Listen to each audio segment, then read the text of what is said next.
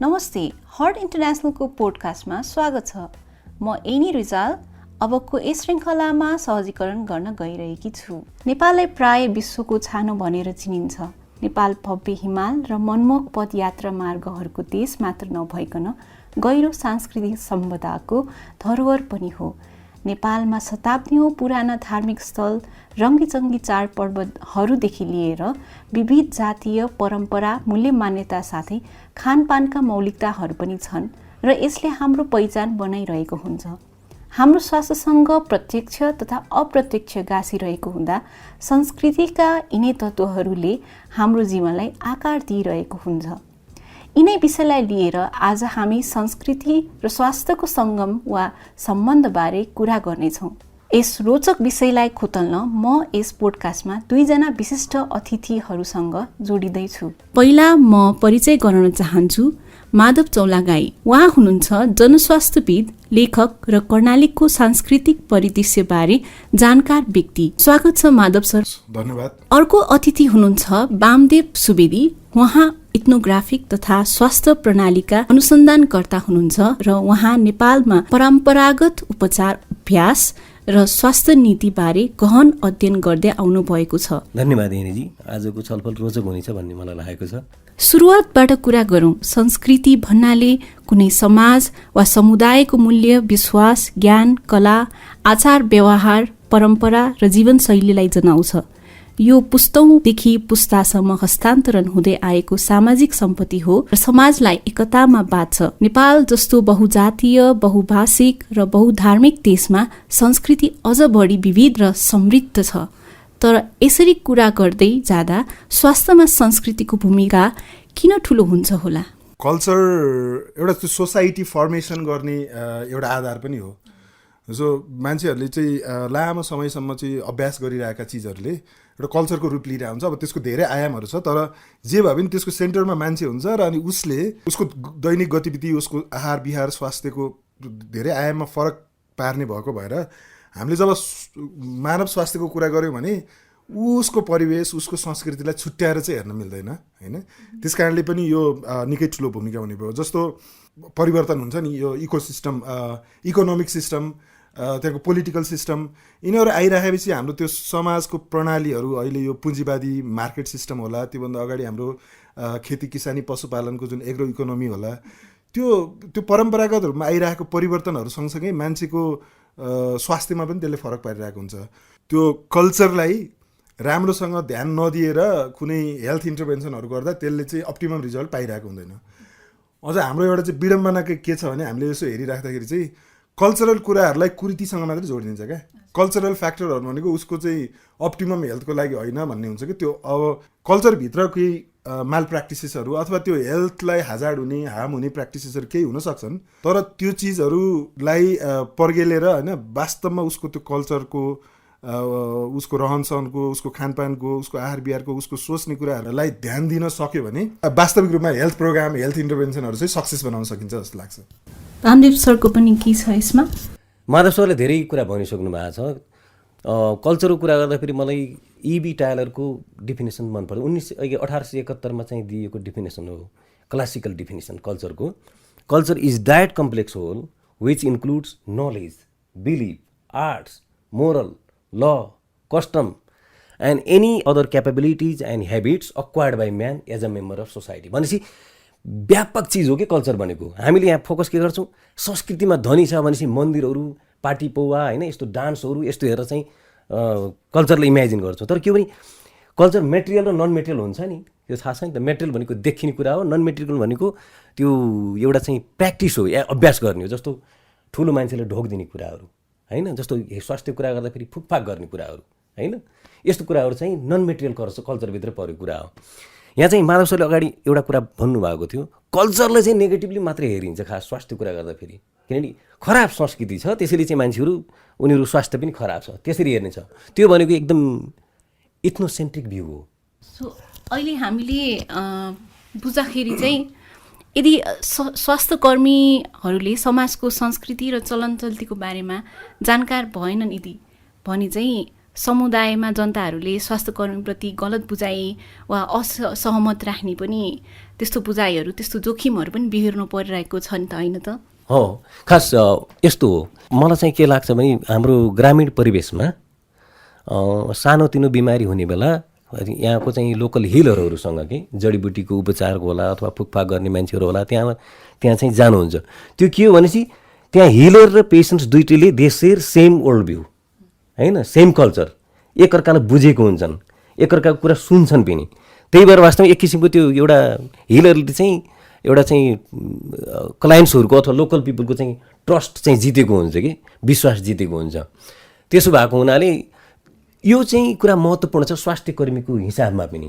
स्वास्थ्य कर्मीले पनि local context बुझेको, होइन, लोकल संस्कृति बुझेको रहेछ भनेपछि राम्रो हुन्छ। जस्तो मानिलिनुहोस् सुत्केरी भएको छ, सुत्केरीलाई स्याहार गर्ने हाम्रो आफ्नै किसिमको परम्परा छ। सुत्केरीलाई खानपानको कुराहरू अर्कै कुराहरू छ। तपाईँले सुन्नुभयो होला ओक्ते पिठो, सुन्नुभएको छ? ओक्ते पिठो भनेको विभिन्न किसिमको मसलाहरू र यो के भन्छ यो चामलहरू, होइन, गहुँको पिठोमा चाहिँ भुटेर, घिउमा भुटेर, परपरी भुटेर सुत्केरीहरूलाई चाहिँ खान दिने, त्यसले चाहिँ शरीर चाहिँ तङ्ग्राउँछ। यस्तो किसिमको परम्पराहरू छ नि, यो बुझ्न सक्यो भनेपछि राम्रो हुन्छ। तपाईहरूले भन्नुभए चाहिँ संस्कृतिले मानिसहरूको सोचलाई निर्धारण गरिदिन सक्छ। समुदायमा कुनै रोगको लक्षण देखिँदा उनीहरूका सोच वा परम्पराले यस्तो अवस्थामा आफ्नो ख्याल राख्ने तरिका र स्वास्थ्य संस्थामा जाने निर्णयलाई कसरी प्रभावित गर्छ होला? मैले चाहिँ मेडिकल एन्थ्रोपोलोजीको लागि मैले जुम्लामा एउटा स्टडी गरिरहेको छु, अहिले पनि चलिरहेछ। त्यसमा चाहिँ मान्छेहरूले चाहिँ त्यो रिस्क पर्सेप्सन कसरी गर्छ र उसले सेफ्टी एडप्सन कसरी गर्छ भन्ने कुराहरू। त्यसको लागि चाहिँ जस्तो डेलिभरी, होम बेस्ड डेलिभरीहरूको कुरा गऱ्यो भने इतिहासदेखि मानव सभ्यता भएदेखि नै उसले घरमै डेलिभरी गरेर आउँथ्यो नि त, होइन। तर एकैचोटि चाहिँ हाम्रो बायोमेडिकल इन्टरभेन्सन आयो, यो चाहिँ अनसेफ, होइन, त अस्पताल नआएसम्म त खत्तम हुन्छ भनेर भन्यो क्या। तर त्यो हुँदै पनि मान्छेले चाहिँ घरमा त गरेर आउँछ। अब उसलाई चाहिँ दुविधा हुन थाल्छ क्या, उसको सोचहरूलाई कसरी चाहिँ इन्फ्लुएन्स गरेर आउँछ भने। यतातिर हामीले चाहिँ एउटा कुराले भन्यो कि यो ओके तैँले यहाँ हुँदाखेरि चाहिँ घरमा त एकदमै जोखिम हुन्छ भनिदियो। अनि अर्को चाहिँ स्वास्थ्य संस्थामा गएर गर्दाखेरि चाहिँ हाम्रो स्वास्थ्य संस्थाहरू यति लो रिसोर्स सेटिङमा छन् कि त्यहाँ गएर चाहिँ त्यहाँ अरू कम्प्लिकेसन, अरू समस्याहरू छ क्या। किनभने चाइल्ड बर्थ भनेको बच्चा जन्माउनु मात्रै टेक्निकल पार्ट होइन क्या, त्यसको अरू धेरै सिस्टमहरू छन्, कल्चरले डिफाइन गर्ने धेरै कुराहरू छन् क्या। उसले गर्ने चाहिँ यो बच्चा जन्मिनु अगाडि पछाडि ड्युरिङ द प्रोसेसमा गर्ने चाहिँ उसका आफ्ना विश्वासहरू छन्, मान्यताहरू छन्, पारिवारिक सम्बन्धहरू छ, हाम्रो त्यो किनसिपहरूले त्यसलाई गाइडेड गरिरहेको हुन्छ, होइन। अनि उनीहरूको लागि चाहिँ त्यो प्रोफेन र स्याक्रिड कन्सेप्टहरू छन् क्या, यो चिज चाहिँ पवित्र अपवित्र धेरै कुराले चाहिँ उसलाई निर्देशित गरिरहेको हुन्छ। अनि त्यो सबैलाई चटक्क बिर्सेर चाहिँ होइन हामी यहीँ आएर चाहिँ यो गरिदियोस् मात्रै भन्दाखेरि चाहिँ के भयो भने हामीलाई एउटा आउटकम जस्तो देखिन्छ, हेल्थ वर्करलाई एउटा आउटकम अथवा हेल्थ इन्स्टिट्युसनलाई आएर एउटा डेलिभरी भयो। तर त्यो पछाडिको चाहिँ त्यो सम्बन्धित मान्छेले चाहिँ लामो समयसम्म कसरी त्यसलाई लिइरहेछ त। जस्तो उदाहरणको लागि अब अस्पतालमा गइरहेको बेलामा कुनै स्टिल बर्थ भयो, डेथ भयो, केही भयो, तर त्यही ठाउँमा फेरि अर्को मान्छेलाई गएर चाहिँ सर्भिस लिइराख्नु भएको छ, उसले कसरी सोचिरहेछ।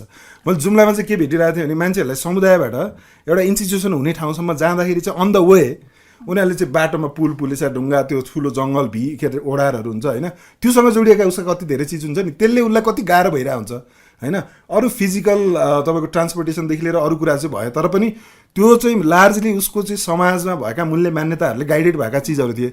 अनि त्यो सबै बाटो नहेरेर अनि हामीले चाहिँ आउनुपर्छ कि आउनुपर्छ भनिदिँदाखेरि चाहिँ त्यसले ल्याउने चाहिँ मैले केसम्म पनि पाएँ भने लाइक त्यो एउटा इन्स्टिट्युसन, होइन, एकदम धेरै मान्छेहरू चाहिँ कुनै टाइममा गइरहेको थिए, तर सडनली एउटा टाइमपछि मान्छेहरू जान छोडिदिए क्या। अनि त्यसपछि यिनीहरू मान्छे त बुझ्दैन, यो अशिक्षित छ, यिनीहरू बुझ्दैनन् भनेर एकातिर भनिरहेछ। तर समस्याको सुरु त उसले उसको विश्वास सिस्टमबाट के बुझिरहेको थियो, त्यहाँ गयो उसको कुनै एउटा बच्चा मरिरहेको थियो क्या।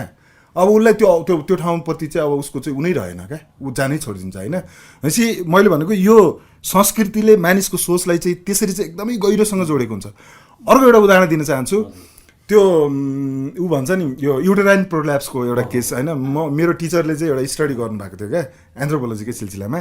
अनि उहाँले चाहिँ युटेराइन प्रोल्याप्सको क्याम्पहरू गर्छ नि सरकारले, होइन। क्याम्प गरिरहेको ठाउँमा चाहिँ क्याम्पपछि सर्भिस लिएर फर्किनु भएको एकजना आमा महिलालाई उहाँले सोध्नु भएको थियो क्या। अनि उहाँले चाहिँ भनेको एन्सर चाहिँ एकदम इन्ट्रेस्टिङ थियो। तपाईँलाई कस्तो छ भनेको, म अस्तिसम्म चाहिँ सन्चै थिएँ, तर त्यो क्याम्प आएको थियो नि, त्यो क्याम्पमा गइसकेपछि म बिरामी भएँ भने क्या। भएको के थियो भने उसलाई युटेराइन प्रोल्याप्स भएको थियो, सानो भएको थियो, उसको लागि त्यो नर्मल थियो, ऊ चलिरहेको थियो उसको जिन्दगीमा, उसलाई खासै केही फरक पारिरहेको थिएन, ऊ त्यही तरिकाले गइरहेको थियो। तर यता इक्जामिनेसन गर्दाखेरि चाहिँ हो तिम्रो त यस्तो भइरहेछ, यो त डेन्जर हुन्छ, तिमी त होइन यो बिग्रिन सक्छ, अब त्यसपछि अर्कोले भने क्यान्सर हुनसक्छ, यो भन्दा भन्दै अब द मोमेन्ट त्यो डक्टरको चेक गरेर आइसकेपछि सी स्टार्टेड फिलिङ इल त्यसको लागि क्या। भनेपछि हेर्नु न, यदि अप्रोप्रिएटली कम्युनिकेसन गरेन, यस्तो गरेन भने त्यो सोचहरूलाई कसरी डिफाइन गरिरहेको छ। अनि हो यही बेलामा अघि सरले भन्नुभएको जस्तै हेल्थ वर्करहरूले नि कसरी मेसेज डेलिभरी गर्ने कुरा होइन, कुन सेटिङ कुन परिवेश सबै ठाउँ एकै हुँदैन नि त। अनि मान्छेले चाहिँ उसले कसरी उसको आफ्नो चिजहरूलाई लिएछ, हेल्थ भन्ने चिज चाहिँ त मान्छेको पर्सेप्सनसँग एकदमै गाइडेड हुन्छ नि। पेनलाई कसरी उसले लिन्छ, इलनेसलाई कसरी, दुःख भने के हो भन्ने कुरा क्या। म दुःखमा छु भन्ने कुरा चाहिँ मेरो दृष्टिकोणले होइन नि, त्यो भोग्ने मान्छेको दृष्टिकोणमा हेर्दा त ऊ दुःखमा नहुन सक्छ क्या। तर हामी किन यो कारणले त गरिब होस् अथवा दुःखी होस् भनिदिने त्यो ट्याग गर्दाखेरि चाहिँ अब यसले हो क्या त राइट इन्टरभेन्सनहरू हुन नसक्ने। त्यस कारणले मलाई अघि तपाईँले भन्नुभएको छ यो संस्कृति यस्तो अननेसेसरी चिज हो कि त्यो चिजले मान्छेका हरेक सोच्ने कुरादेखि लिएर उसको एक्सनहरूलाई चाहिँ गाइडेड गरिरहेको हुन्छ। यस्तै मलाई पनि यसमा समराइज गर्दाखेरि चाहिँ संस्कृति भनेको चाहिँ केवल भूतकालको धरोहर नभइकन वर्तमान जीवनलाई दिशा दिने र भविष्यलाई आकार दिने महत्त्वपूर्ण आधार हो। सरले भन्नुभयो जस्तै विभिन्न स्वास्थ्य कार्यक्रमहरू सञ्चालन गर्छौँ, तर त्यसको इफेक्टिभनेस कस्तो भइरहेको छ, समुदायले चाहिँ त्यो कार्यक्रमलाई कसरी हेरिरहेका छन् अथवा कसरी स्वीकार गरिरहेका छन् भन्ने बारे चाहिँ हामीले त्यति राम्रोसँग मूल्याङ्कनै गर्न नसकिरहेको हो कि नगरिरहेको हो कि जस्तो चाहिँ पाइन्छ। त्यसै कारणले गर्दाखेरि चाहिँ मलाई यो स्वास्थ्य कार्यक्रमहरू चाहिँ कुनै फेल भइरहेको हो कि भन्ने पनि लाग्छ। कन्टिन्यू गर्दै जाँदा संस्कृतिका महत्त्वपूर्ण पाटाहरू हुन्छन्, तर साथसाथै यसका नकारात्मक पक्षहरू पनि छन् जुनले मानिसको स्वास्थ्यलाई असर पुर्याइरहेको हुन्छ। उदाहरणका लागि चाहिँ भर्खरै चाहिँ महिनावारी पहिलोचोटि हुँदाखेरि चाहिँ त्यति बेला मलाई जस्तै अरू कसैलाई पनि यसको बारेमा चाहिँ महिनावारी के हो भन्ने कुरा त्यति धेरै जानकारी नभएको र अब महिनावारीमा के बार्नुपर्छ भन्ने खालको थियो। जस्तै घरमा भित्र बस्ने, घाम अगाडि नबस्ने, आफू अरू घर परिवारहरूसँग नछोइने भन्ने खालको छ। अनि पछि बुझ्दै जाँदाखेरि चाहिँ यी सबै त मानिसले आफैले बनाएको नियम हो, आफ्नै परम्परा हो रहेछ भन्ने खालको बुझेँ। अनि पछि मैले फेरि जब छौपदीको बारेमा थाहा पाएँ, जस्तो कानुनी रूपमा प्रतिबन्धित भए पनि महिलाहरू अझै पनि गोठमा बस्दा रहेछन् अनि उहाँहरू चाहिँ सर्पडस भएर जनावरको आक्रमण वा कठ्याङ्ग्रिएर जस्तो कारणले गर्दाखेरि ज्यान गुमाएको दुःखद सूचनाहरू पनि सुन्न पाइरहेछौँ अहिले। केही उदाहरणहरू छन्, जस्तै हाम्रो समाजमा विभिन्न खाना सम्बन्धी धेरै प्रकारका प्रतिबन्धहरू छ नि। जस्तै अघि आएन कुरा, जस्तो गर्भावस्थामा केही परिकार नखानु पर्ने चलन, जस्तै रोग लाग्दा वा प्रसुतिपछि केही खाना वर्जित गर्ने परम्परा, जात धर्म वा संस्कृति अनुसार माछा मासु अन्डा केही अन्न प्रकारहरू रोक लगाउने अभ्यासहरू छन्। यस्तो खाले चलन र परम्पराले गर्दाखेरि हाम्रो स्वास्थ्यलाई कसरी चुनौती दिइरहेको छ सर? मेरो घर कर्णाली हो, अनि कर्णाली सुदूरपश्चिम चाहिँ भनौँ न कोट अनकोट एकदमै धेरै चाहिँ त्यो छाउपडी प्रथाहरू भएको छ भन्ने कुराहरू गरिन्छ होइन, छुइछाइहरू। त्यो चाहिँ हामी भोग्दै आएको हो नि। म आफै पनि जो एउटा कम्युनिटीमा हामी सानैदेखि देखिरहेको, हाम्रो घरमा पनि त्यो गोठ छुट्टै थियो है, त्यो पास भइसक्यो। अब अहिले चाहिँ छैन, तैपनि स्टिल देयर आर सम त्यो ब्यारियर्सहरू छ क्या। म मेरो आमाहरूलाई देखेँ, मेरो परिवार, मेरो श्रीमतीहरू, अब मेरो छोरीहरूको अवस्था लट अफ चेन्जहरू चाहिँ भइरहेछ। तर पनि त्यो हामीले देखेको छाउगोठमा बस्नु चाहिँ मात्रै प्रब्लम होइन क्या, त्यो कसरी मनोविज्ञान विकास भइरहेको छ र त्यो लामो समयसम्म त्यो सोसाइटीको त्यो स्ट्रक्चरल जुन त्यो सामाजिक संरचना छ नि, सोसियल स्ट्रक्चरले क्रिएट गरेका चिजहरू, त्यो चाहिँ त्यो यसलाई क्रिमिनलाइज गरेर सल्भ हुनेको चिज होइन रहेछ भन्ने कुरा देखिरहेको छ। किनभने भत्काउँदा बित्तिकै पनि भएन नि त, मनमा अथवा त्यो गढेर बसेको त्यो चिजलाई भत्काउन नसक्दा त्यो फिजिकल मात्रै भत्काएर एकछिनलाई चाहिँ okay we did something like eliminated भन्यो, तर रियालिटीमा चाहिँ त्यो हुँदैन। तर त्यसले चाहिँ डिग्निफाइड होइन लाइफ उनीहरूको होइन त्यसले कसरी ब्रेक गरिरहेको छ, मर्यादित हुनु पऱ्यो नि त त्यो भन्ने कुरा। अनि हजार्ड होइन यो रिस्कहरू, त्यो चिजहरूलाई चाहिँ बुझाउने क्या, त्यसले कसरी उनीहरूलाई डेरोगेट गरिरहेको छ होइन, त्यो कुराहरूलाई जब त्यो राम्रोसँग बुझ्यो भने चाहिँ त्यसलाई मेन्टेन गरिन्छ। मैले अझै पनि देखेको छु अब त्यो चिज चाहिँ यति कम्प्लेक्स छ कि त्यो घर परिवारको डिसिजनमा मात्रै हुँदैन क्या, समथिङ बियोन्ड लाइक होइन नि इन्भिजिबल फ्याक्टरहरूले पनि गरिरहेको हुन्छ क्या। त्यो भनेको तपाईँले मान्ने देउता, तपाईँले मान्ने मस्ट हो, तपाईँको अरू, अब तपाईँ आफू मात्रै होइन, एउटा सोसाइटीमा फेरि समाज अरूले कसरी गर्छ, त्यो होल कम्प्लेक्सले गर्दाखेरि पनि यो चिजहरूलाई चाहिँ एकदम असर गरिरहेको हुन्छ। अनि कुनै त्यस्ता इन्टरभेन्सनहरू त्यो गहिराइमा नबुझेर अनि हामीले कतिपय त्यो कल्चरकै हेल्थ वर्कर होस् या एक्टिभिस्ट होस् जोसुकै हुनुहुन्छ एजुकेटर होस् उनीहरूले चाहिँ त्यो नगरेर एकैचोटि चाहिँ होइन यो त एकदमै बिल्कुल रङ भनेर अब उसलाई लगेर यति ह्युमिलिएटिङ पारिदिन्छ क्या त्यो महिलाहरूलाई। अनि म त्यो कुराहरू चाहिँ गर्नुहुन्न भन्ने ठान्छु क्या। मेरो स्ट्यान्ड चाहिँ म आफै भोगेर पनि आएको हो, त्यो राम्रो होइन चाहन्छ, तर त्यसको सोल्युसन चाहिँ त्यसरी चाहिँ डेरोगेट गरेर उनीहरूलाई नै एकदम होच्याएर होइन तिमीहरू त यस्तो कदम यताउता भन्नुहुन्न भन्ने लाग्छ। त्यो हेल्थ त्यो जसले पनि त्यो पार्ट चाहिँ अवेर हुनुपर्छ भन्ने कुरा। तर यस्तो चलन परम्पराहरू त्यो बाहेक अरू हुन्छ नि, खानपानदेखि लिएर होइन उनीहरूको सर्टेन टाइममा वर्जित गर्नेदेखि लिएर उनीहरूको विश्वास उसले गर्ने त्यसले चाहिँ त हेल्थमा एकदमै फरक पार्छ। अब त्यसलाई अहिले चाहिँ हाम्रो नेपालको समाज चाहिँ विगत केही दशक यता चाहिँ ट्रान्जिसन छ क्या। भनेको पहिला हामी कहाँ चाहिँ मार्केट थिएन होइन, बजार थिएन, खानेकुराहरू चाहिँ तपाईँको एउटा इकोसिस्टम थियो नि, आफैले उब्जाउने आफै खाने थियो। त्यसपछि अहिले ऱ्यापिडली चाहिँ मार्केट इन्टरभेन्सन भनेको त्यो क्यापिटलिस्ट ट्रान्जिसन हो क्या। त्यो तपाईँको कम्प्लिटली बिहेभियरलाई चाहिँ तपाईँको मोडिफाई गरिदियो क्या अर्कै तरिकाले। अब त्यति बेलाको चाहिँ त्यो सिचुएसनमा चाहिँ एक खाले समस्याहरू हुन्थे होइन, डेफिसिटका कुराहरू हुन्थे के थिए होइन।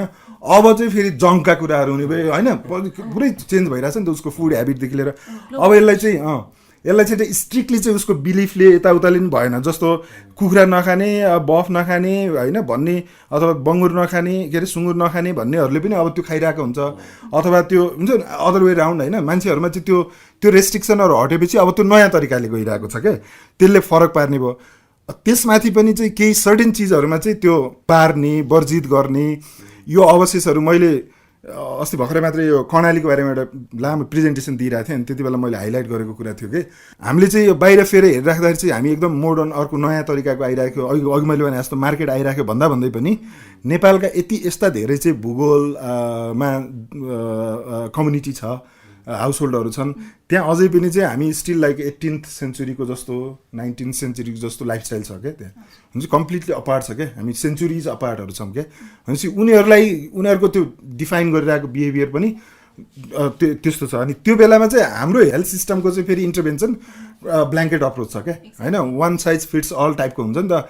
काठमाडौँमा एउटा प्लान गऱ्यो भने दार्चुलामा पनि त्यही, उता सर्लाहीमा पनि त्यही, पाँच थरमा पनि त्यही तरिकाको गर्छौँ नि होइन।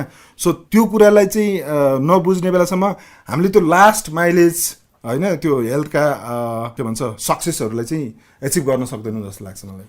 हजुर, माधव सरले भनेको जस्तै धर्म र संस्कृतिलाई आफैमा संवेदनशील विषयको रूपमा लिइन्छ।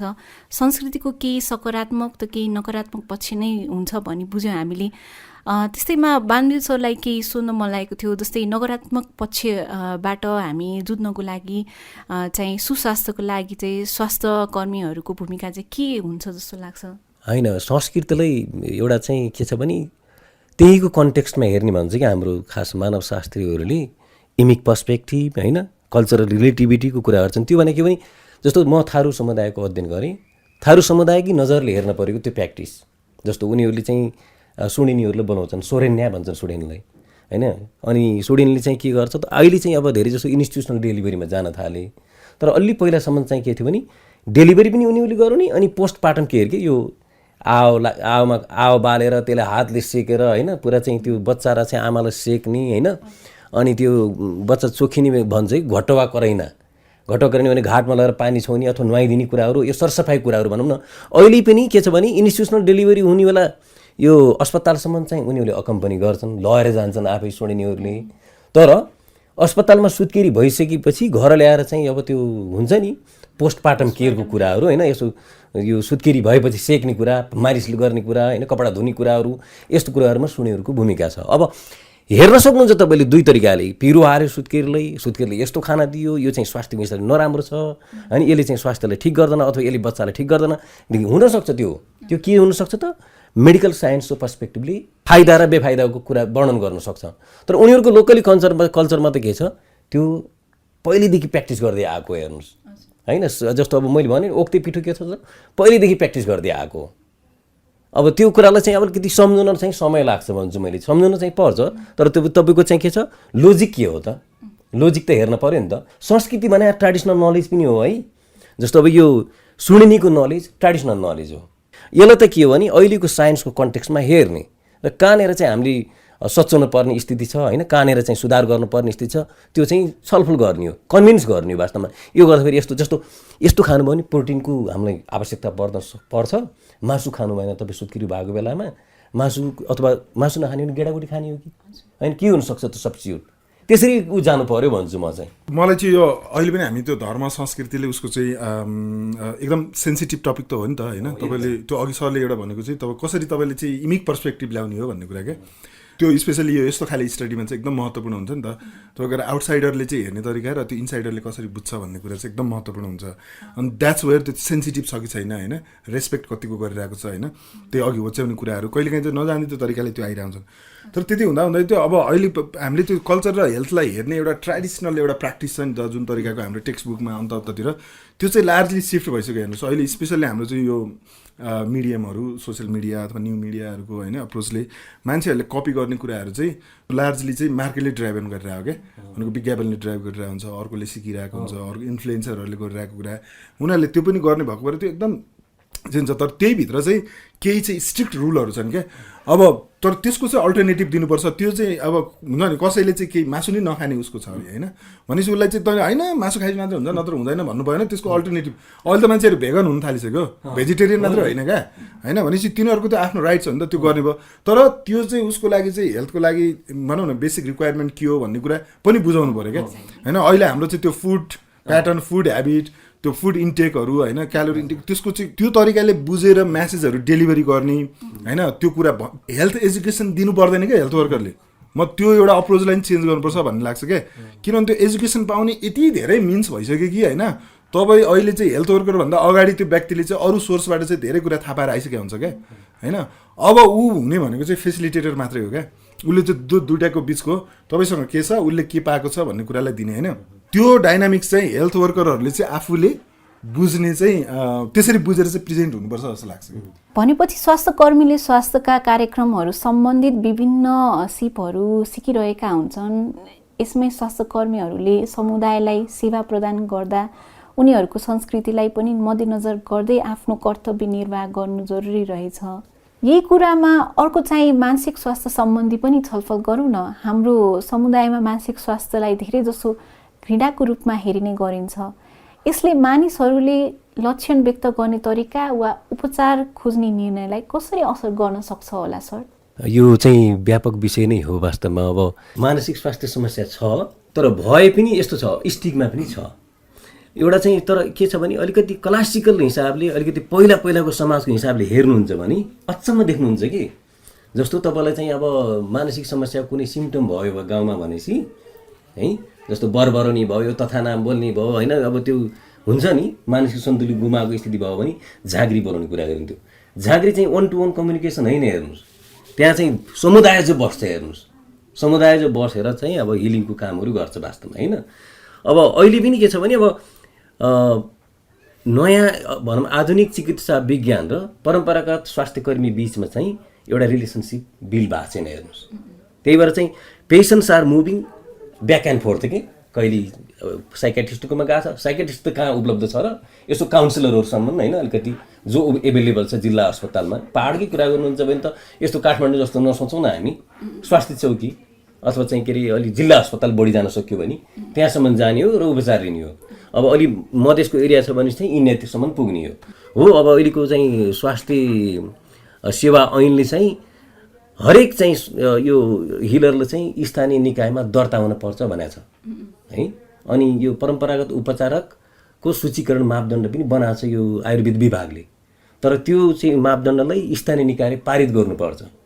अहिलेसम्म जम्मै 8-10वटा पालिकाले मात्रै यस्तो पारित गरेका छन्, तर त दर्ता ट्रेडिसनल हिलर कहाँ भएको त भएकै छैन नि। हेर्नुहोस् किन रिकगनाइज नै गर्दैन नि वास्तवमा यो हाम्रो मोडर्न चिकित्सा विज्ञान बायोमेडिसिन बेस्ड हेल्थ केयर सिस्टमले कहाँ रिकगनाइज गर्छ, गर्दैन नि। न यो हिलरको, न चाहिँ के अरे जडीबुटीवालाको, न चाहिँ सुडेनीको, कसको लागि रिकगनाइज गर्छ।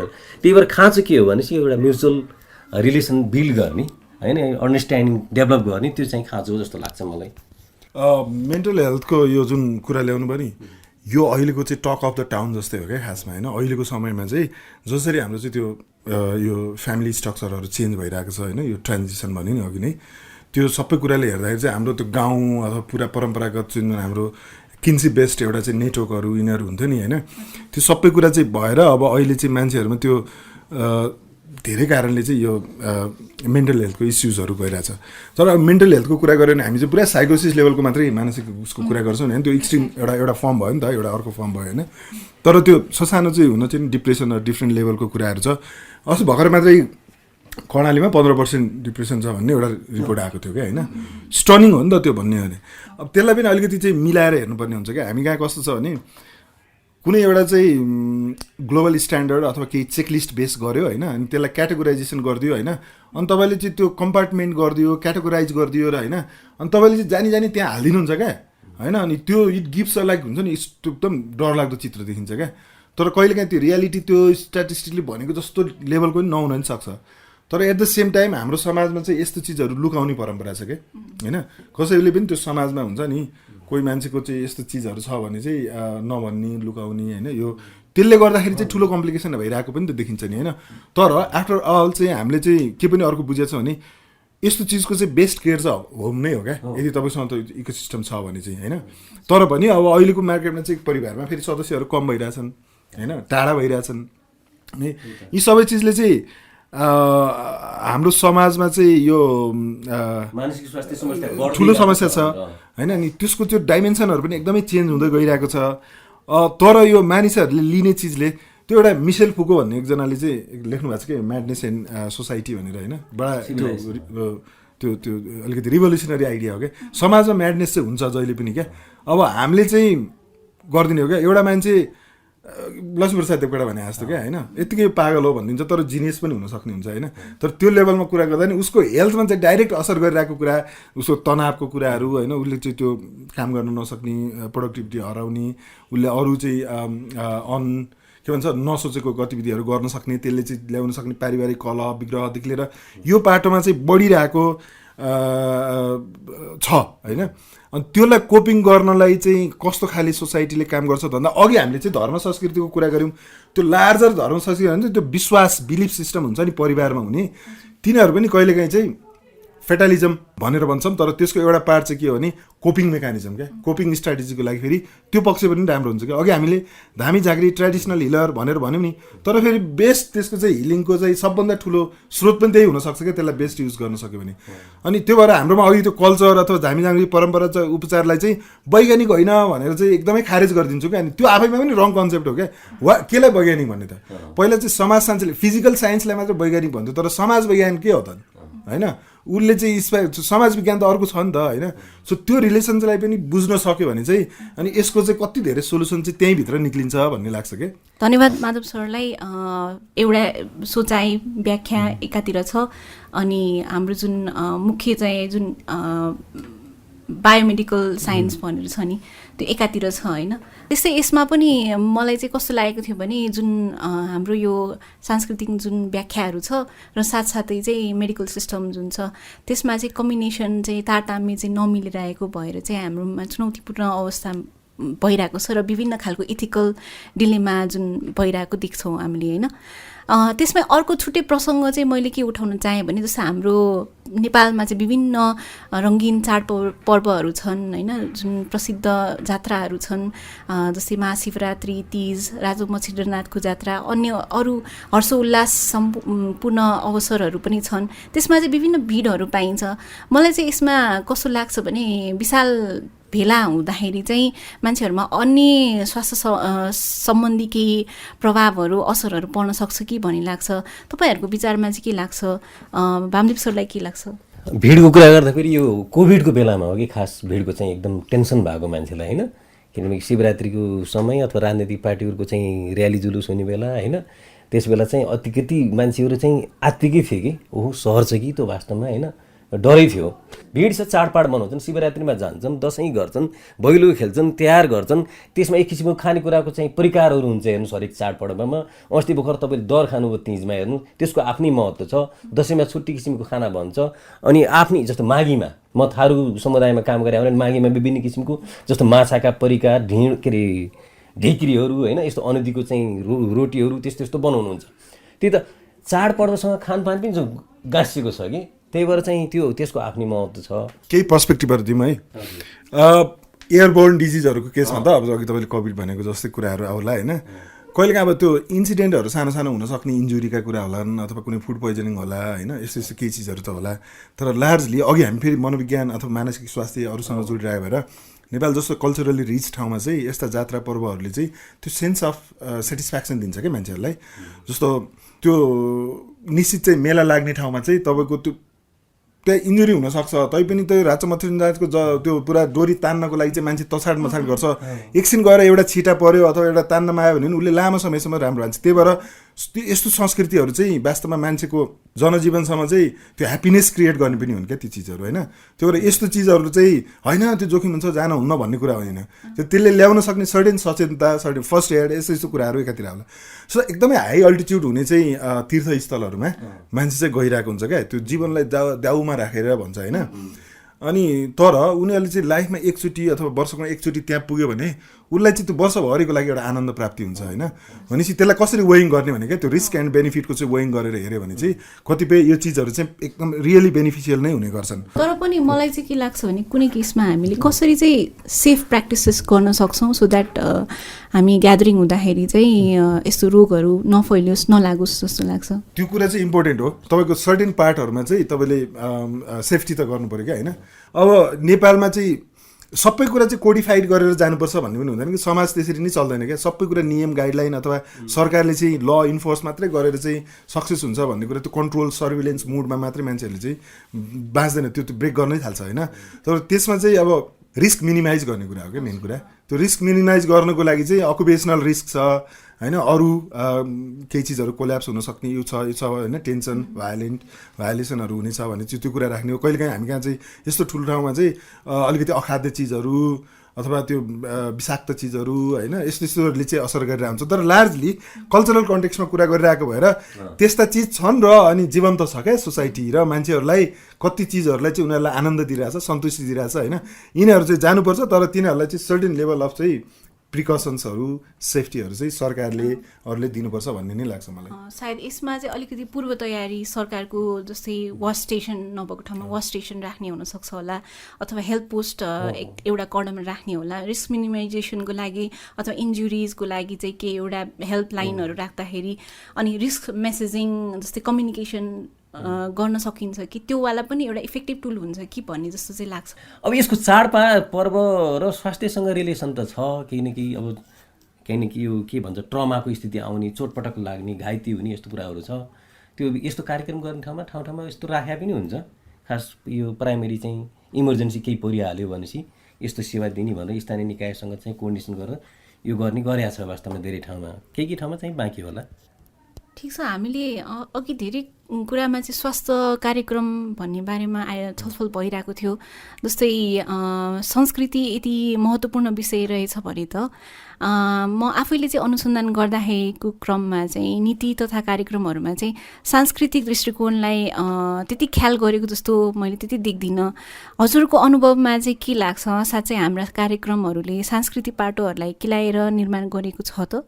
यो कुरा चाहिँ मैले अलि अगाडि पनि भनेको थिएँ नि त होइन। नेपालको चाहिँ हेल्थ पोलिसिजहरू यस्तो छ कि नेपाल डाइभर्स छ, क्लाइमेटिक कन्डिसन होइन, त्यसको त्यो डाइभर्सिटी के कल्चरको हिसाबमा, वेशभूषाको हिसाबमा अथवा त्यो जनजातिहरूको हिसाबमा यति धेरै त्यो डाइभर्स छ नि। तर हाम्रो पोलिसी चाहिँ काठमाडौँमा चाहिँ एकै नासे बनाइदिन्छ क्या। अनि एज इफ चाहिँ त्यो सबै कुरा चाहिँ एकदम होमोजेनियस छ सोसाइटी भने जस्तो गरिदिन्छ नि। हो त्यहीँनिर प्रब्लम हो। अनि त्यो सोचले बनाउँदा बित्तिकै तपाईँले एक्चुअल चाहिँ यो कल्चरको कुराहरू चाहिँ नीति निर्माणहरूमा चाहिँ वेल रिफ्लेक्ट हुँदैन, एउटा कारण। अर्को कारण चाहिँ कसले बनाइरहेछ भन्ने कुरा हो क्या। कस्तो खाले ब्याकग्राउन्ड भएको, कस्तो ट्रेन्ड भएका मान्छेहरूले चाहिँ पोलिसी बनाएछन्। हाम्रो नेपालको पोलिसी इन्टायरली बायोमेडिकल इन्टरभेन्सनमा ट्रेन्ड भएका मान्छेहरूले बनाइरहेछन् क्या। त्यहाँ सोसियो कल्चरल एस्पेक्टहरू छैन, भनौँ न सोसियोलोजिस्ट, एन्थ्रोपोलोजिस्ट या तपाईँको कल्चरल कुराहरू बुझ्ने मान्छेहरू त आम मान्छेहरू जो चाहिँ त्यो तिनीहरूको इन्भल्भमेन्ट हुँदैन नि त। अझ तपाईँलाई इन्ट्रेस्टिङ हुने नेपालको अहिलेको चाहिँ हेल्थ पोलिसी बनाएको छ नि, त्यो एक्सपर्टले बनाएको हुन्छ क्या। अनि एक्सपर्ट भन्दा नि team of like small group क्या, त्यो पब्लिक कन्सल्टेसनमै जाँदैनन्। अझ अर्को इन्ट्रेस्टिङ कुरा गर्ने नेपालमा तपाईँले अरू सेक्टरमा हेर्नु, एजुकेसन सेक्टरमा, अरू लाइभलीहुडको अरू सेक्टरमा त्यो सिभिल सोसाइटिजहरू छ क्या मोर एडभोकेट गर्छ क्या हेल्थ पोलिसी एजुकेसन पोलिसी के हुनुपर्छ अथवा अर्को नयाँ पोलिसीहरू आउँदा के हुनुपर्छ एकदमै रेगरस डिस्कसनहरू भएको हुन्छ। तर तपाईँ नेपालमा चाहिँ हेल्थ पोलिसी चाहिँ आउँदाखेरि चाहिँ यसरी चाहिँ विभिन्न सिभिक सोसाइटीहरू यताउता एक्टिभेट भएर डिस्कसन भएको अहिले सुन्नु भएको छैन नि। That's where the big problem lies क्या।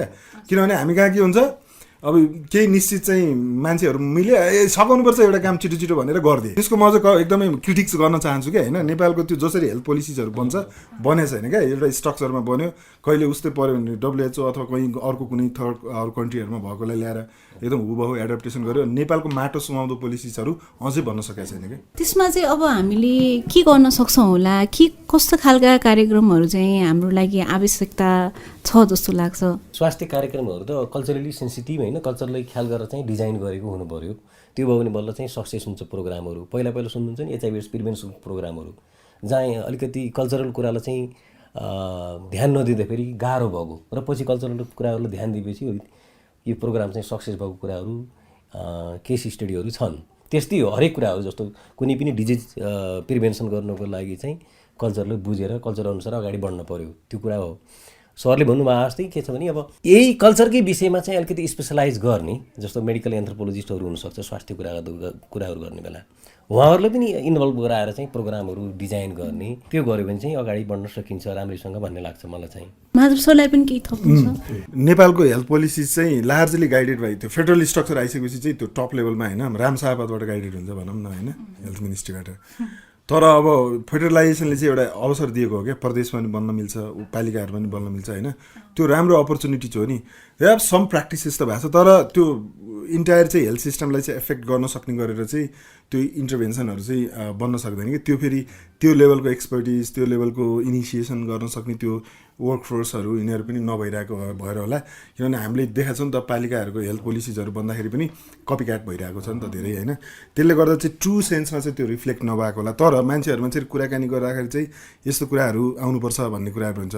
गर्न सक्यो भने सो नेपालमा कति देशहरूमा चाहिँ सक्सेसफुल मोडलहरू छ क्या, ट्रेडिसनल प्र्याक्टिसेसहरू, इन्डिजिनियस नलेजहरू होइन, यिनीहरूलाई पनि सँगसँगै ल्याएर चाहिँ त्यो कोएक्जिस्ट गराउने क्या पोलिसिजहरू हुन्छ क्या खास होइन। हेल्थ प्रमोसनको लागि चाहिँ भनेको हामीलाई कस्तो हुन्छ भने हाम्रो पुरानो चाहिँ प्र्याक्टिस छ भने चाहिँ त्यसले सर्जरीमा काम नगर्ला, अथवा त्यसले चाहिँ एकदम त्यो इन्जेक्सन अथवा सुईले गर्ने अथवा कुनै औषधि ट्याब्लेट्सले गर्ने कुराहरू होइन, अथवा त्यो ल्याब साइन्सदेखि लिएर अरू चिज त त्यो पुरानो हाम्रो पद्धतिहरूलाई इन्हान्स गर्नलाई पनि त युज गर्ने अभ्यासहरू भइरहेको छ नि त होइन। भनेपछि त्यो चिजलाई चाहिँ सँगसँगै लिने मोडलमा कामै भएन क्या हाम्रोमा।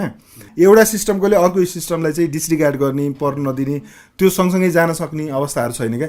यदि नेपालमा चाहिँ कुनै न कुनै तरिकाले त्यो पहल भएर सँगै चाहिँ कोएक्जिस्ट गरेर जान सक्यो भने चाहिँ अहिले भन्नुभएको चाहिँ यो चिजहरूलाई चाहिँ सांस्कृतिक दृष्टिकोणलाई चाहिँ हेल्थभित्र, हेल्थ सिस्टमभित्र चाहिँ होइन लिएर जान सकिने सम्भावनाहरू चाहिँ हुन्थ्यो जस्तो लाग्छ। मलाई चाहिँ माधव सरले भनेको मा चाहिँ अझै एउटा कुरा थप्न पनि मन लाग्यो। जस्तै हाम्रो संस्कृति र स्वास्थ्यको कुरा गर्दाखेरि चाहिँ हाम्रो समुदायको चाहिँ मुख्य भूमिका हुन्छ जस्तो लाग्छ। जस्तै समुदायले नै स्वास्थ्यको प्रवर्धन गर्ने हो, उहाँहरूको चाहिँ मुख्य अधिकार नै हुन्छ। त्यसैले हामी समुदायलाई कसरी परिचालन गर्न सक्छौँ जस्तो लाग्छ? वामदेव सर भनिदिनुहोस् न। धन्यवाद एनीजी। यो प्रश्न चाहिँ एकदम महत्त्वपूर्ण प्रश्न मलाई किन लाग्छ भनेपछि हामी अहिले चाहिँ कम्युनिटी इम्पावरमेन्टको कुरा गर्छौँ कि हेल्थमा कम्युनिटी इम्पावरमेन्ट, समुदाय कसरी चाहिँ यो स्वास्थ्यमा सशक्तिकरण बन्न सक्छ भनेपछि उनीहरूको खानपान, उनीहरूको रहनसहन, बस्ने ठाउँ सफा हुनु पऱ्यो, खाने ठाउँ स्वस्थ हुनु पऱ्यो, अनि उनीहरूको हिलिङ ट्रेडिसन पनि जस्तो जडीबुटीदेखि होइन सुडेनीको कुराहरू होला, सबै आपद विपद पर्ने बेला उपचारको कुराहरू होला, त्यो पनि हुनु पऱ्यो। त्यसले हेल्थ सेक्युरिटी पनि दिन्छ। हेर्नुहोस् मान्छेलाई आपद पऱ्यो भने के गर्ने, तिनी जान पऱ्यो होइन। त्यो त खाने बस्ने रहने सबै ठाउँ चाहिँ समुदायको भर पर्ने हुनाले समुदायको ठुलो भूमिका छ। म त यहाँ के पनि भन्छु भनेपछि अहिले बेड अक्युपेन्सी बढाउनमा होडबाजी छ कि। हेर्नुहोस् अलिकति सानो बिरामी भए पनि राखिदिने, अझ आइसियुमै राखिदिने, त्यो होइन नि त। बेड खाली गरौँ, कमसेकम घरको मान्छेले अलिकति सिकायो। जस्तो मानिदिनुहोस् मलाई प्रेसर छ, मेरो श्रीमतीले प्रेसर नाप्न सक्छ भनेपछि म अस्पताल गइरहनु पर्छ। मानिलिनुहोस् मलाई सुगर छ, मेरो सुगर चाहिँ श्रीमतीले टेस्ट गर्न सक्छ अथवा म आफै टेस्ट गर्न सक्छु भनेपछि म अस्पताल गइरहनु पर्छ, त्यसको लागि खर्च गर्नुपर्छ। त्यही भएर कम्युनिटीले सिकाउने कुरा हो यो। आधुनिक चिकित्साको केही टेक्निकल स्किल पनि सिकाउने कुरा हो। सिकायो भने धेरै उनीहरूको चाहिँ पैसा पनि बच्छ, समय पनि बच्छ, सफरिङ पनि घट्छ होइन। त्यही भएर चाहिँ समुदायलाई सशक्त बनाउनुपर्छ। कार्यक्रम डिजाइन गर्ने बेला पनि समुदायलाई एकाकार सोध्नु पऱ्यो कि समुदायिक स्तरमै के हो त उहाँहरूको खाँचो वास्तवमा के भयो भने हुनसक्छ त, त्यसरी जानु पऱ्यो। एनीजीले जुन यो समुदाय परिचालनको होइन कम्युनिटी इङ्गेजमेन्टको चाहिँ जुन प्रसङ्ग उठाउनु भयो नि कल्चरको कुरा आउँदा कम्युनिटी इङ्गेजमेन्ट त एकदमै इम्पेरेटिभ भइहाल्यो नि त एकदमै महत्त्वपूर्ण भइहाल्यो अनि जस्तो अघि वामदेवजीले पनि कति चिजहरू चाहिँ भनिसक्नुभयो अनि मलाई लाग्छ यो कम्युनिटी इङ्गेजमेन्ट चाहिँ नभएको पनि होइन क्या किनभने नेपालमा चाहिँ एउटा कम्युनिटीको इङ्गेज गर्नुपर्छ भनेर हेल्थ सिस्टमभित्र केही मेकानिजमहरू पनि भन्छ नि त हेल्थ अपरेसन कमिटीहरू बनाएको हुन्छ त्योभित्र ग्रुप्सहरू हुन्छ यो हुन्छ होइन किनभने तिनीहरू चाहिँ कम्युनिटीका मान्छेहरूले ल्याउने पर्सपेक्टिभ नै एक प्रकारले त्यो हो नि त होइन उनीहरू चाहिँ कम्युनिटी र हेल्थ इन्स्टिट्युसनको बिचको इन्टरफेस गर्ने तत्त्वहरू भयो नि त त्यो मान्छेहरू तर त्यो चाहिँ कतिको इफेक्टिभ भइरहेछ भन्ने कुराहरू हो कम्युनिटी चाहिँ किन आवश्यक पर्छ भन्दा नर्मल टाइम रेगुलर टाइम भन्दा पनि तपाईँको क्राइसिसमा चाहिँ एकदमै धेरै महत्त्वपूर्ण हुन्छ होइन सो हामीले चाहिँ त्यो एन्थ्रोपोलोजिकल पर्सपेक्टिभमा अथवा त्यो हिसाबमा हेऱ्यो भने चाहिँ संसारमा जहिले पनि चाहिँ क्राइसिस हुन्छ crisis can be like earthquake या कोभिड या अरू कुनै क्यालामिटिज होला होइन कि डिजास्टरहरू होला होइन त्यस्तो बेलामा चाहिँ त्यो रेजिलियन्ट क्रिएट गर्ने भनेको तपाईँको पहिलाको एपिसोड थियो नि त त्यो रेजिलियन्ट क्रिएट गर्ने भने पनि त्यो कल्चरल कनेक्सनहरू हो क्या खासमा होइन किनभने त्यो हामीसँग त्यो कल्चरले ड्राइभ गरेको जुन त्यो इकोसिस्टम बनाएको हुन्छ नि त होइन सपोर्ट मेकानिजमहरू बनाएको हुन्छ नि त्यो सपोर्ट चाहिँ अब त्यो आफ्नो त्यो एउटा चाहिँ त्यो लाइक भन्छ नि प्र्याक्टिसेसहरू गर्ने बिचको चाहिँ त्यसले त्यो कुसनको काम गरिरहेको हुन्छ नि त होइन अनि एक्सचेन्जको काम गरेर हुन्छ आइडिया सेयरिङको गरेर हुन्छ अनि कतिसँग चाहिँ स्किल्सहरू त्यही अनुसारको हुन्छ त्यो कोपिङ गर्ने स्ट्राटेजीहरू बनाउनु भएको भएर यो कम्युनिटी इङ्गेजमेन्ट तपाईँले भन्नुभएको त्यो चाहिँ एकदम महत्त्वपूर्ण अब त्यसलाई कसरी चाहिँ प्रभावकारी बनाउने भन्ने कुरा चाहिँ सरकारको चाहिँ नीतिमा त्यो प्रश्न आउनु पऱ्यो जुन कुराहरू चाहिँ ल्याकिङ छ त अघि नै हामीले भनिसक्यौँ होइन तर त्यति हुँदै पनि चाहिँ तपाईँको हेल्थ वर्कर इट्सेल्फ होइन कहिलेकाहीँ च्याम्पियनहरू क्रिएट हुन्छ नि त हेल्थ वर्करहरू तिनीहरूले चाहिँ त्यो समुदायमा चाहिँ एकदम राम्रो चाहिँ नेटवर्किङहरू बनाउन सक्छ कि उनीहरूलाई उनीहरूको कुरा बुझ्ने उनीहरूलाई रेस्पेक्टफुल्ली चाहिँ इङ्गेज गराउन सक्छन् होइन त्यो भने चाहिँ के हुनसक्छ भने त लोकल हेल्थ म्यानेजर्सहरू हुनसक्छ होइन डिस्ट्रिक्ट युनिटमा म्यानेजर हुन्छ यो लोकल गभर्मेन्ट सिस्टममा म्यानेजर उनीहरूले चाहिँ अरू चाहिँ इन्फ्लुएन्सर डिसिजन मेकरहरूलाई हेल्प गर्न सक्छ भने चाहिँ त्यहाँनिर चाहिँ वेल ट्रेन्ड होइन वेल कल्चर्ड हेल्थ वर्करहरू हुनु भनेको चाहिँ त्यसले एक्चुअली त्यो अघि हामीले जे अहिले चिन्ता अथवा कम भइरहेको होला यो गरेर चाहिँ त्यसलाई चाहिँ पुरा इन्टरफेसहरूमा मिलाइदिन सक्छ क्या होइन अनि प्लस चाहिँ अब हामीले चाहिँ त्यो नेपालको हेल्थ वर्करहरूलाई चाहिँ फेरि हामी कहाँ चाहिँ लोकसेवा आयोगले हायर गर्छ अनि एकदमै कम ट्रेनिङ गरेर पठाइदिन्छ क्या त्यो स्कुलमा जे पढ्यो त्यही भनेर तर रियल त फिल्डमा जाँदाखेरि चाहिँ उसलाई त्यो बनाउने चिजको चाहिँ राम्रो प्याकेजहरू पनि त छैन नि त होइन तपाईँले राम्रो प्याकेजहरू क्रिएट गरेर उनीहरूलाई चाहिँ कल्चरल प्रशासन एडमिनिस्ट्रेसनमा पनि यो कल्चरल कम्पिटेन्सीको कुराहरू अचेल एकदम धेरै आइरहेको छ क्या होइन इभन तपाईँको एडमिनिस्ट्रेटरहरू जाँदाखेरि चाहिँ कल्चरली कम्पिटेन्ट म्यानेजमेन्टको कुराहरू सिकाएर पठाउँछ क्या होइन त्यो भनेको पनि तपाईँको कसरी होइन अनि यी चिजहरू चाहिँ सानो सानो एलिमेन्टहरू क्या त्यो कसरी लिन्छौँ कसरी राख्न सक्यो भने चाहिँ अनि त्यो सक्रियताहरू बढाउन सक्ने त्यसले चाहिँ त्यो कस्तो मजाको त्यो हुन्छ नि अनरसिप क्रिएट गर्छ होइन अनि त्यसले चाहिँ इक्जाम्पलहरू दिन्छ नयाँ कुराहरू र अनि त्यो सेटिस्फ्याक्सन पनि दिन्छ भनौँ न हेल्थ सिस्टमलाई चाहिँ अलिकति भाइब्रेन्ट बनाउने हो आई थिङ्क दिज आर त्यो त्यस्तो खाले चाहिँ सकारात्मक पक्षहरूलाई चाहिँ हामीले चाहिँ हाम्रो हेल्थ सिस्टमभित्र लियौँ भने चाहिँ मेबी एउटा राम्रो रिजल्टहरू दिन सक्छ समग्रमा भन्दा चाहिँ संस्कृति र स्वास्थ्य निकै व्यापक विषय हो र हामीले कुनै पनि नीति निर्माण गर्दा दुवैलाई आत्मसात राखेर निर्णय गर्नुपर्छ माधव सर र वामदेव सरलाई आफ्नो अनुभव सुनाउनु भएकोमा धन्यवाद दिन चाहन्छु र सुन्नुहुने सबै सहभागीहरूलाई पनि धन्यवाद अब अर्को श्रृङ्खलामा हामी अन्य विषय लिएर आउने नै छौँ हर्ड इन्टरनेसनलका कार्यको विवरणका बारेमा हाम्रो वेबसाइट www.hurdint.com मा जान सक्नुहुन्छ र ट्विटर फेसबुक र लिङ्कडिनमा हामीलाई फलो गर्नु सक्नुहुन्छ अहिलेको लागि म एनी रिजाल बिदा माग्न चाहन्छु धन्यवाद